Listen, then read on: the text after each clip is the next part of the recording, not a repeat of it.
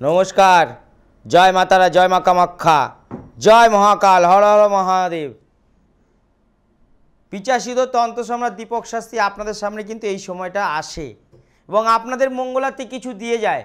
তো আজকের বলবো যেসব বিষয়গুলো নিয়ে আলোচনা করব, একটু অন্য নতুন আলোচনা ভিত্তিক কথাবার্তা রাখবো এবং অনেক অনুরোধে আজকে যেসব আলোচনা ভিত্তিক কথাবার্তাগুলো রাখবো ছোট ছোট, সেগুলো আপনাদের অনেক উপকারে লাগবে। এবং তার সাথে আমি হালকা করে বাস্তু নিয়ে বলবো, কারণ আপনারা জানেন আমি বাস্তু নিয়ে বলি এবং বাস্তু নিয়ে যেটা বলি সেটা সঠিক কাজে লাগে। কারণ বাস্তু মানে আমাদের স্বপ্নের যে জায়গা, যেখানে আমরা সারাদিন পরিশ্রম করার পরে বাড়িতে এসে একটু সামান্য সুন্দর সুস্থভাবে জীবনযাপন এবং ঘুমাতে পারি বা খেয়ে সুস্থভাবে সাথে সাথে কথাবার্তা বলতে পারি, সেই জায়গাটা হচ্ছে আমাদের বাস্তু বা ঘর। যে বাস্তুর মধ্যে বাড়ি ঘর করা আছে সেইটা আপনার ঠিক আছে কিনা যেটা আগে জানতে হবে। যদি ঠিক না থাকে আপনার শরীরও ঠিক থাকবে না, মনও ঠিক থাকবে না, সবার সাথে সম্পর্কও ঠিক থাকবে না, অর্থও থাকবে না, আর কারোর সাথে কথা বলে মনে কোনো শান্তি থাকবে না। যদি থাকে বাস্তু ভালো তাহলে আপনার থাকবে মন ভালো এবং শরীর স্বাস্থ্য ভালো এবং পরিবার ভালো। সেটা যদি আপনাকে জানতে হয় বা বাস্তু নিয়ে কাজ করাতে হয় তাহলে দেখতে থাকুন আমার পুরো অনুষ্ঠানটা এবং আলোচনা ভিত্তিক কথাবার্তা। আজকে যে বিষয় নিয়ে আলোচনা করব ফার্স্ট, সেটা হচ্ছে আজকেকার দিনে মানুষ প্রচুর পাজিল, যে কোনো বিষয় তার পিছনে দৌড়াচ্ছে, টাকার পিছনে হোক, কাজের পিছনে হোক, যেখানে সোর্স অফ ইনকাম দেখা দেবে সেখানে তারা দৌড়াচ্ছে এবং সবটাই হচ্ছে তার পরিবারকে চালানোর জন্য বা পেটের দায়ের জন্যে। মানুষ সময় নেই কারোর কথা শোনার বা একটু ঠাকুর দেবতার ভক্তি করার, কিন্তু চাইছেন যে আমি কি করে দাঁড়াবো, কি করে বড়লোক হবো, কি করে পয়সা আসবে। এটা আপনাদের মনে সবসময় স্বপ্ন লেগে আছে, কিন্তু স্বপ্ন আপনি পূরণ করতে পারছেন না, কারণ আপনি ভুল রাস্তায় দৌড়াচ্ছেন। সঠিক রাস্তায় দৌড়ালে আপনার পয়সা আসবে এবং আপনার স্বপ্ন বা আপনাদের বাড়ির পরিবারের যে স্বপ্ন সেটা পূর্ণ হবে এবং বেশি সময় লাগবে না। সবার আগে প্রথম যে কথাটা আপনারা বলবেন না, নাই নাই নাই নাই কথাটা ছেড়ে দিন।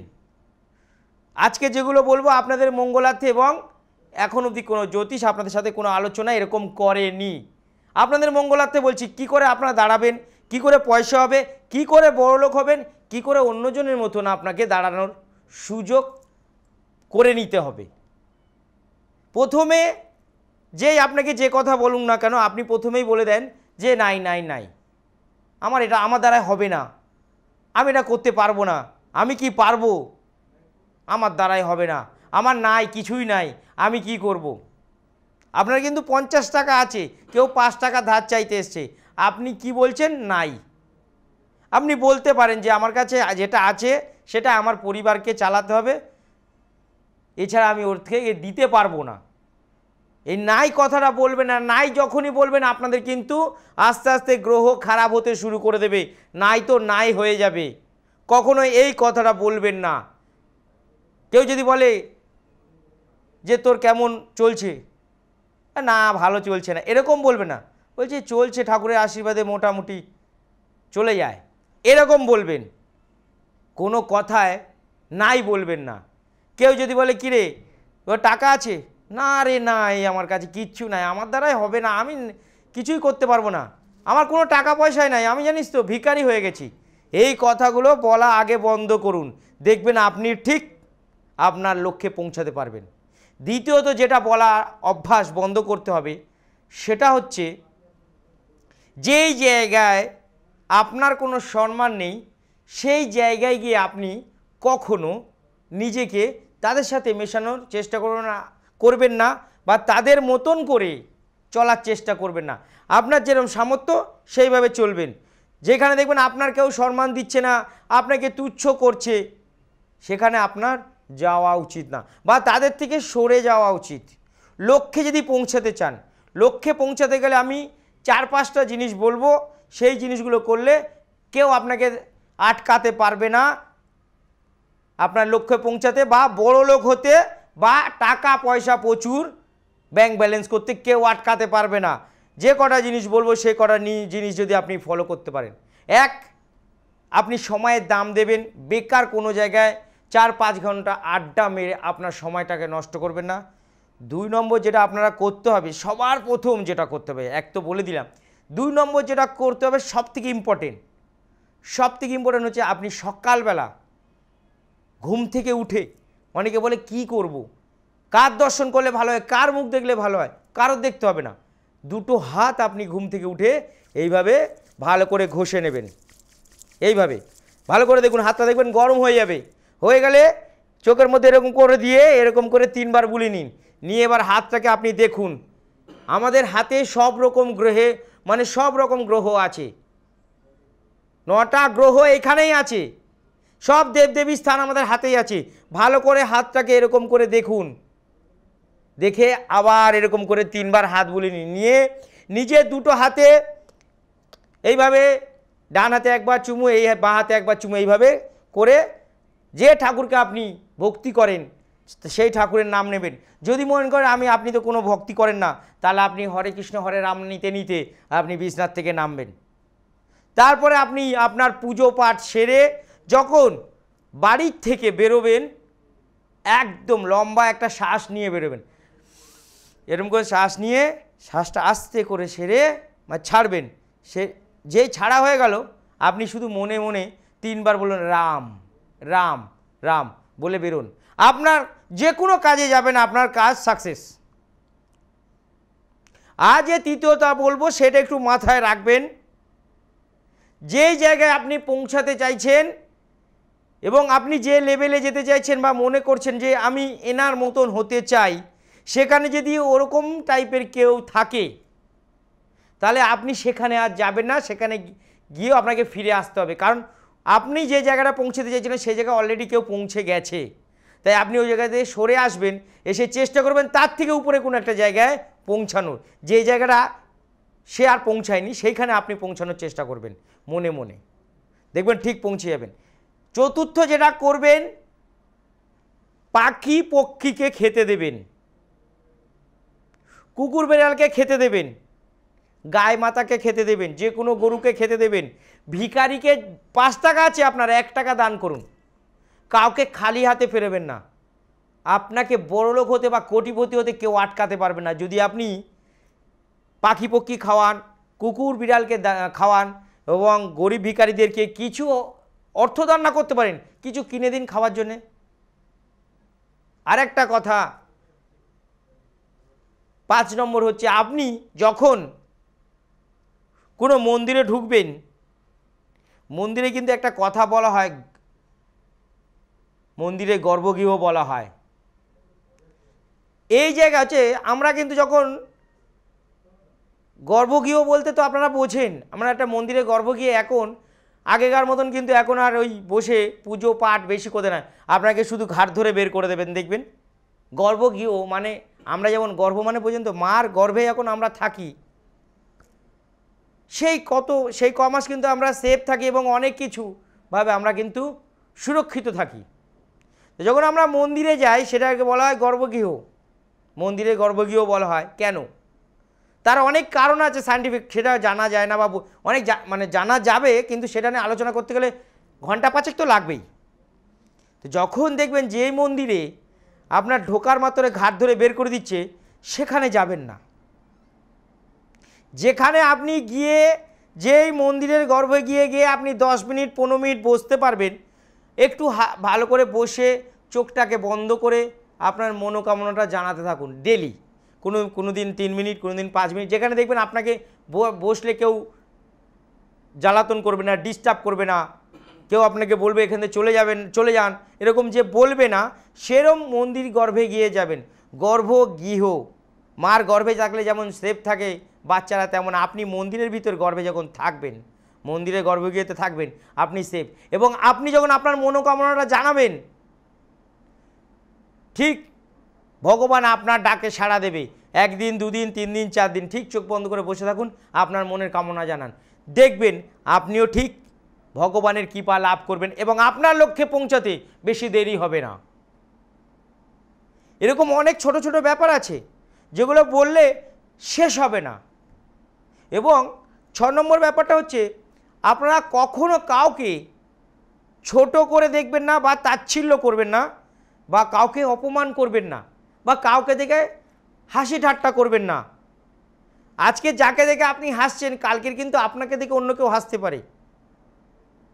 কাউকে ভালো না বাসতে পারলে কাউকে অপমান করবেন না, কাউকে ছোট করবেন না, ঠিক আপনি আপনার লক্ষ্যে পৌঁছাবেন।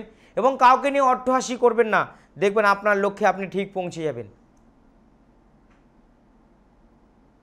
দেখবেন 7 নম্বর হচ্ছে যারা অসহায়, ওষুধ কিনতে পারছে না, অনেকের কাছে বলছে কেউ দিচ্ছে না, আপনার যথা সামর্থ্য আপনি দিন, ঠিক দেখবেন আপনার জীবনে কখনো অভাব হবে না। কিছু কিছু নিয়ম যদি আমরা মেনে চলি আমাদের কোটিপতি হতে কেউ আটকাতে পারবে না, অর্থ আমাদের আসবেই। অনেক কথা বলে অনেকে ভাবে দীপক শাস্ত্রী ফালতু কথা বলছে, অপমান করছে। একটা বাস্তব কথা বলছি, মানে এটা বললে হয়তো অনেকের খারাপ লাগতে পারে কিন্তু বলা উচিত। আজকে দেখবেন যে আমাদের যেমন তারকেশ্বরে বা অনেক ভোলেনাথের মন্দিরে অনেক ভারী কাঁধে বাঘ নিয়ে মন্দিরে যাচ্ছে, বাবার মাথায় জল ঢেলবে নিজের অনেক মনস্কামনা পূর্ণ করার জন্যে।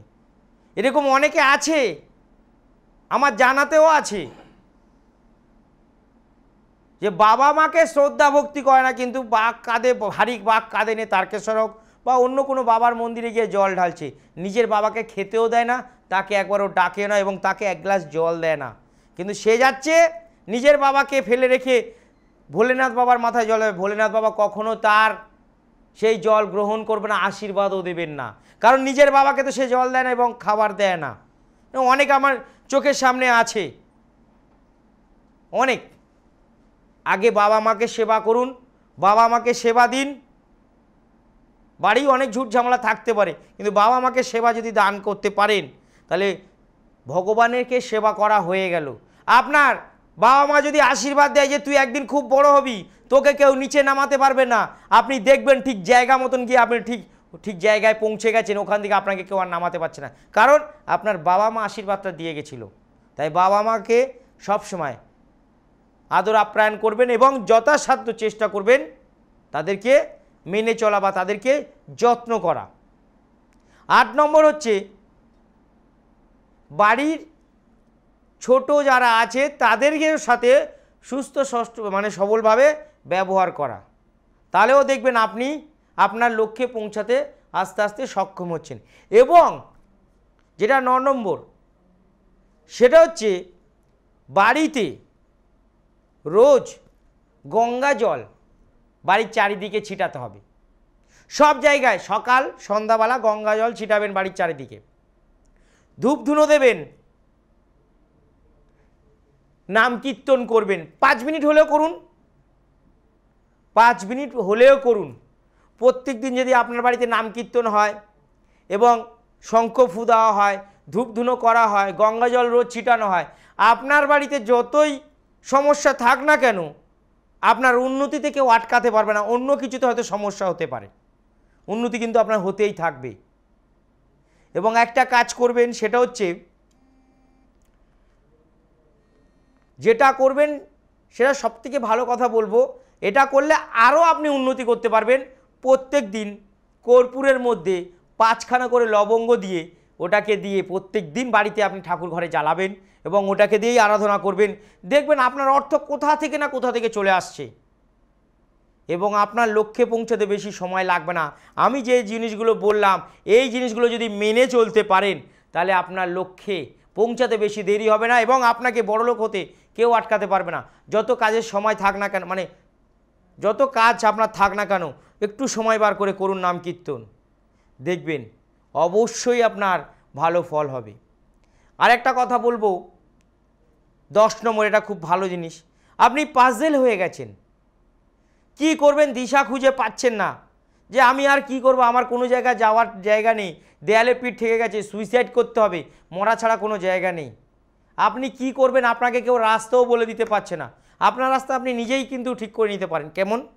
আপনি একটা ভগবত গীতা নেবেন, যদি বাড়িতে থাকে ভালো, নয়তো 10 টাকা বা 15 টাকা বা 20 টাকা দিয়ে এটা কিনে নেবেন, চোখ বন্ধ করে আপনি গীতার যে কোনো অধ্যায় এরকম খুলে এবার চোখ বন্ধ করেই খুলবেন। এবার চোখটা খুলে দেখবেন কোন অধ্যায়টা আপনার সামনে এসছে, সেই অধ্যায়ে কি লেখা আছে দেখুন, পড়ুন। ভগবান আপনার রাস্তা দেখিয়ে দেবে।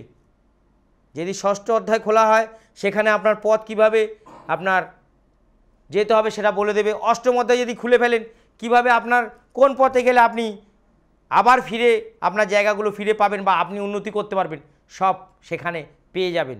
10 নম্বরটা কিন্তু খুবই ভালো জিনিস, আপনাদের কেউ বলবে না, আপনাকে কেউ রাস্তা দেখাচ্ছে না। আপনি ভগবদ্গীতা নিন, চোখ বন্ধ না করেও অন্যদিকে তাকিয়ে এরকম খুলে ফেলুন, যে কোনো একটা এরকম মাঝখানে হোক সামনে হোক যে কোনো একটা পাতা খুলে ফেলুন। খুলে যেইটা লেখা থাকবে আপনি সেই অধ্যায়টা পুরো পড়ুন। পড়ার পরে আপনি দেখবেন ভগবান আপনাকে রাস্তা বলে দিয়েছে যে ওই অধ্যায়ে কী লেখা আছে। আপনি কি করবেন? নাম কীর্তন করবেন, না আপনি আত্মীয় স্বজনের কাছে যাবেন, না বন্ধুবান্ধবের কাছে যাবেন, না আপনার স্বামী স্ত্রীর মধ্যে আলোচনা করবেন, না পিতা মাতার কাছে যাবেন, না আপনার সম্পত্তি নিয়ে কোনো কারোর সাথে আলোচনা করবেন, না কি আপনি কোনো ব্যবসা করবেন। সেই অধ্যায়ের মধ্যে আপনার রাস্তা বলে দেওয়া আছে, আপনি করে দেখুন। আপনারা করলে আপনাদের দাঁড়াতে কেউ আটকাতে পারবে না। পিচাসিত তন্ত্র সম্রাট দীপক শাস্ত্রী যে আলোচনাটা করলো, এই আলোচনা আপনাদের সাথে কেউ কখনো করেনি। এরকম আমি আরও আলোচনা করব যাতে আপনাদের উন্নতি হয় এবং আরও যাতে আপনারা অনেক ইনকাম করতে পারেন এবং বড়লোক হতে পারেন এবং কোটিপতি যাতে হতে পারেন।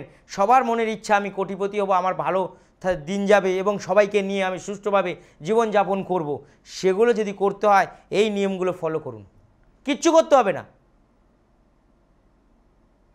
মানুষের সেবা করুন, পশুদের সেবা করুন, ভিখারিদের দান করুন, মন্দিরে দান করুন, মন্দিরে মাথা টেকান, মন্দিরে গর্ভ গিয়ে একটু ধ্যান করুন, মন্দিরে গর্ভ গিয়ে চোখ বন্ধ করে আপনার মনস্কামনা জানান, আপনার বাবা মাকে সেবা করুন এবং আপনার ছোটদেরকে ভালোবাসুন এবং কাউকে খালি হাতে ফেরাবেন। এসে যত ধরনের সে হয়তো দেখা যাচ্ছে ভিখারি নয়, কিন্তু আপনি মনে করছেন এ তো ভিখারি নয়, এরকম ভাববেন না। আপনার যদি সামর্থ্য থাকে 1 টাকা হলেও দান করবেন, দেখবেন আপনার লক্ষ্যে আপনি ঠিক পৌঁছাবেন এবং ভগবদ্গীতা যেটা বলছে সেটা আপনি গীতা খুলে দেখে নেবেন, আপনার রাস্তা দেখিয়ে দিচ্ছে।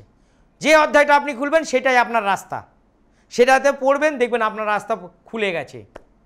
আর যদি বাড়িতে রোজ গীতা পাঠ করতে পারেন, আপনার অভাব কখনো আপনার দোরগোড়ায় আসবে না, একদম চ্যালেঞ্জ। এটা আমি নিজে প্রত্যক্ষ প্রমাণ যে ভগবদ্গীতা পাঠ করলে অভাব কখনো আপনাকে ছুঁতে পারবে না, চ্যালেঞ্জ আমার একদম। সে যেই যাই করুক না কেন,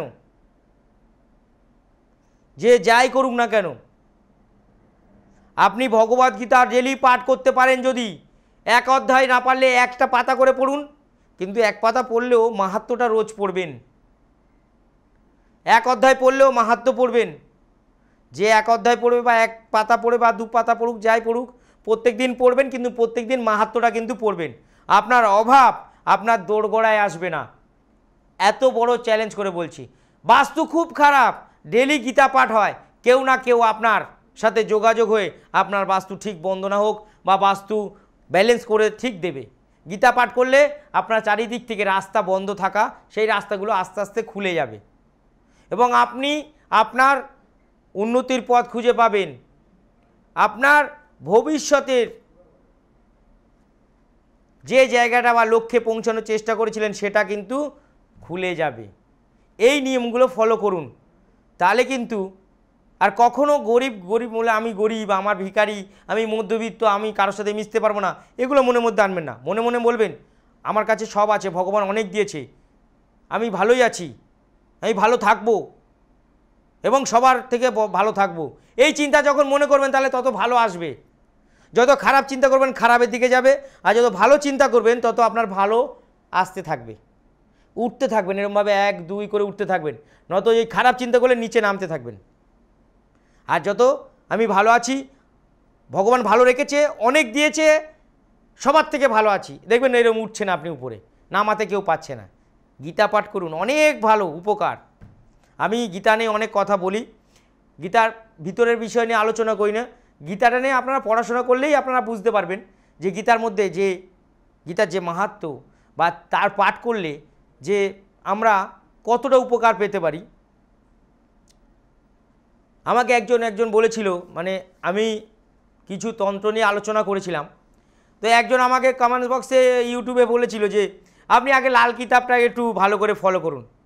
আমি তাকে বলি লাল কিতাব ফলো করতে আমার হবে না, কারণ লাল কিতাব অনেক পরে, আমাদেরই মতন কারোর লেখা, তার অনেক আগে গীতা, ভগবদ গীতা অনেক আগে। সেটাকে আবার আপনি যে বলেছেন বা অনেকে বলে আমাকে যে লাল কিতাব আপনি আগে পড়ুন তারপরে অনেক কিছু বলুন, আমি বলবো আপনারা আগে গীতা পাঠ করুন, তবে লাল কিতাব পড়ুন, তবে আপনারা অনেক শিক্ষা অর্জন করতে পারবেন।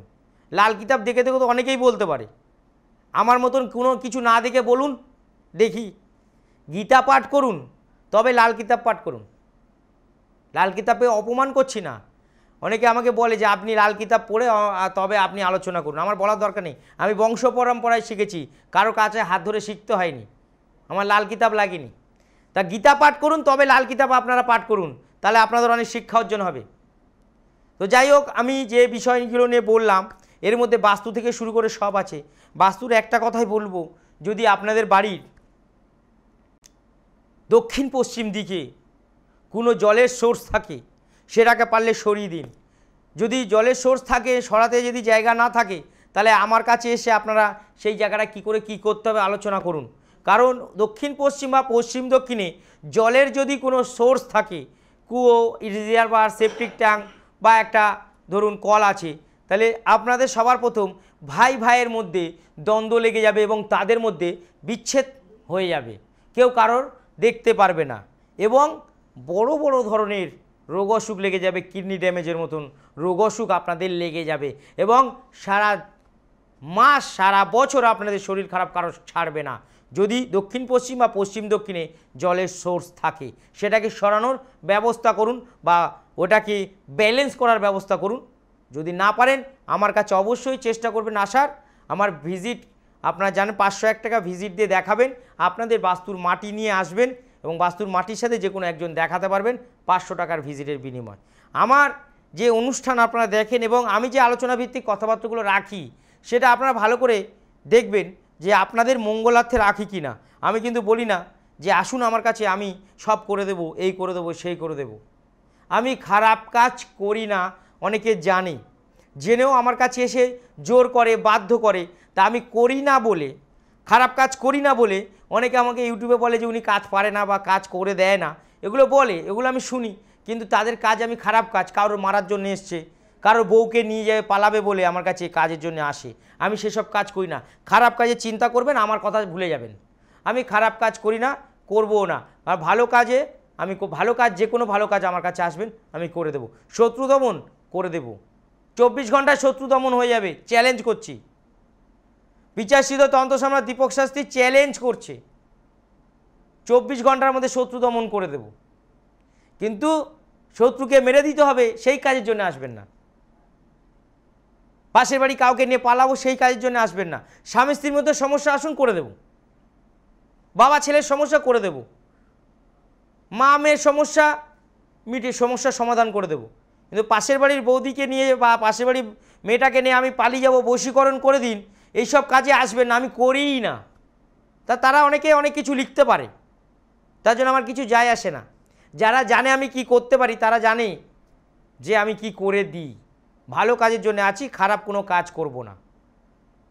খারাপ কাজের মন আসলে কাজ ছেড়ে দেবো আমি।